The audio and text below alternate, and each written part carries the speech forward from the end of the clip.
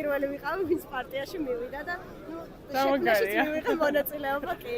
მე ვარ მარიამ შუშონია, პარტია ახალის წევრი. ამავდროულად ვარ პარტიის სოცმედია. ვაკეთებ ყველაფერს იმას, რაც ახლა მნიშვნელოვანი არის აქციების პროცესებისთვის და უშუალოდ ამ ეტაპზე ვარ ამ ყველაფერში ჩართული.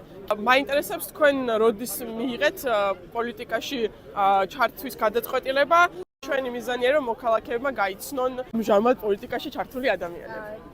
17 წლის ვიყავი პირველად, როდესაც გადავწყვიტე ესე აქტიურად ჩართულიყავი პოლიტიკურ პროცესებში და ეს ყველაფერი დავიწყე მოძრაობის შეცვალედან. თავის დროს ძალიან აქტიურები ვიყავი. შემდეგ იყო უკვე პარტია ახალი. ერთ-ერთი პირველი ვიყავი, ვინც პარტიაში მივიდა და შექმნაში მივიღე მონაწილეობა. პირველი კარი გამოვაკე ამოფისის შემძლე ხმამაღლა. ძალიან მაგარია. ხელისუფლებაში მოსვლის შემდგომ თქვენ რას ფიქრობთ, რომ იქნება თქვენი ფუნქცია პარტიაში, ან რომელ მიმართულებას აირჩევთ სამომავლოდ? ხო, საინტერესოა. მე ჯერ 22 წლის ვარ და საკუთარ თავის ძიებაში ვარ კვლავ, თუმცა მეც და ჩემი ოჯახიც ვართ აფხაზეთიდან დევნილები. და მწარე არის ყველაფერი, თუ როგორ ყოველდღიურ ცხოვრებაშიც გვიწევს ამ ტრაგედიის ისევ გახსენება.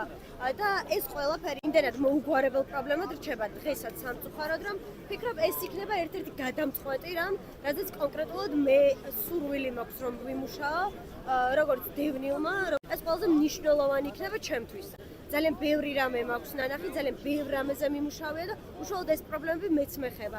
თან მით უმეტეს მაშინ, როდესაც ჩვენ ძალიან დიდ მნიშვნელობას ვანიჭებთ რეგიონალურ განვითარებას და ამ წინასაარჩევნო პერიოდშიც მე ყველა ოფისის გახსნაზე ვიყავი და უშუალოდ